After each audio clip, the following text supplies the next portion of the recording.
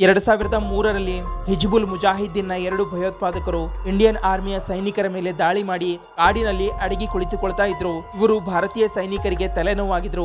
ಮತ್ತೆ ಇವರನ್ನ ಕೊಲ್ಲುವ ಮಿಷನ್ ಜಮ್ಮು ಕಾಶ್ಮೀರದಲ್ಲಿ ಮೇಜರ್ ಮೋಹಿತ್ ಶರ್ಮಾ ಅವರಿಗೆ ನೀಡಲಾಯಿತು. ಆಗ ಇವರು ಅನೇಕ ದಿನಗಳವರೆಗೆ ತಮ್ಮ ಕೂದಲು ಮತ್ತೆ ದಾಡಿ ಬೆಳೆಸಿ ಉರ್ದು ಕಲಿತರು. ಏಕೆಂದ್ರೆ ಕಾಶ್ಮೀರದ ಯುವಕನ ಹಾಗೆ ಕಾಣಲು. ಮತ್ತೆ ಹೆಸರು ಇಫ್ತಿಕಾರ್ ಭಟ್ ಅಂತ ಬದಲಾವಣೆ ಮಾಡಿಕೊಂಡ್ರು. ಜಮ್ಮು ಕಾಶ್ಮೀರದ ಜನರ ಮಧ್ಯೆ ಹೋಗಿ ಭಾರತೀಯ ಸೈನ್ಯ ನನ್ನ ತಮ್ಮನನ್ನು ಕೊಲೆ ಮಾಡಿದೆ, ನಾ ಭಾರತೀಯ ಸೈನಿಕರನ್ನ ಕೊಂದು ಸೇಡು ತೀರಿಸಿಕೊಳ್ತೀನಿ ಅಂತ ಕತೆ ಕಟ್ತಾರೆ.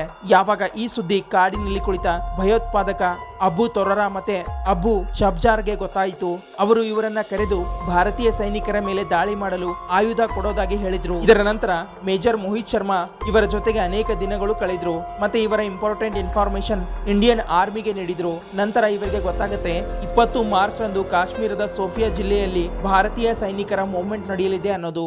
ಆ ದಿನ ದಾಳಿ ಮಾಡುವ ಪ್ಲಾನ್ ಮಾಡ್ತಾರೆ. ಆದ್ರೆ ಭಯೋತ್ಪಾದಕ ಅಬು ತೊರರಾಗೆ ಮೇಜರ್ ಮೋಹಿತ್ ಶರ್ಮಾ ಅವರ ಮೇಲೆ ಅನುಮಾನ ಬರುತ್ತೆ. ಆಗ ಮೇಜರ್ ಮೋಹಿತ್ ಶರ್ಮಾ ಹೇಳ್ತಾರೆ, ಇನ್ನು ನನ್ನ ಮೇಲೆ ಅನುಮಾನ ಇದ್ರೆ ಇಲ್ಲೇ ನನ್ನ ಕೊಂದು ಹಾಕಿ ಅಂತಾರೆ. ಈ ಮಧ್ಯೆ 2 ಭಯೋತ್ಪಾದಕರು ಮಾತಾಡುವಾಗ ಮೇಜರ್ ಮೋಹಿತ್ ಶರ್ಮಾ ಅವರನ್ನ ಹೊಡೆದು ಹಾಕ್ತಾರೆ. ಅವರ ಈ ಸಾಧನೆಗೆ ಅವರಿಗೆ ಅಶೋಕ ಚಕ್ರ ನೀಡಿ ಸನ್ಮಾನಿಸಲಾಯಿತು. ಮತ್ತೆ ಕಾಶ್ಮೀರದಲ್ಲಿ 21 ಮಾರ್ಚ್ 2009 ರಂದು ಒಂದು ಆಪರೇಷನ್ ನಲ್ಲಿ ತನ್ನ ಸಹೋದ್ಯೋಗಿಗಳಿಗೆ ರಕ್ಷಿಸಲು ಹೋಗಿ ತನ್ನ ಪ್ರಾಣ ಕಳೆದುಕೊಂಡ್ರು. ಅವರ ಈ ಸವಿ ನೆನಪಿಗಾಗಿ ದೆಹಲಿಯ ರಾಜೇಂದ್ರ ನಗರ್ ಮೆಟ್ರೋ ರೈಲ್ವೆ ಸ್ಟೇಷನ್ಗೆ major Mohit Sharma metro station ಎಂದು ಹೆಸರಿಡಲಾಯಿತು. ಇಂತಹದೇ ಫ್ಯಾಕ್ಟ್ ವಿಡಿಯೋ ನೋಡಲು ಚಾನಲ್ ಅನ್ನು ಸಬ್ಸ್ಕ್ರೈಬ್ ಮಾಡಿ, ಹಾಗೆ ನಮ್ಮನ್ನು ಫಾಲೋ ಮಾಡಿ, ಸಪೋರ್ಟ್ ಮಾಡಿ.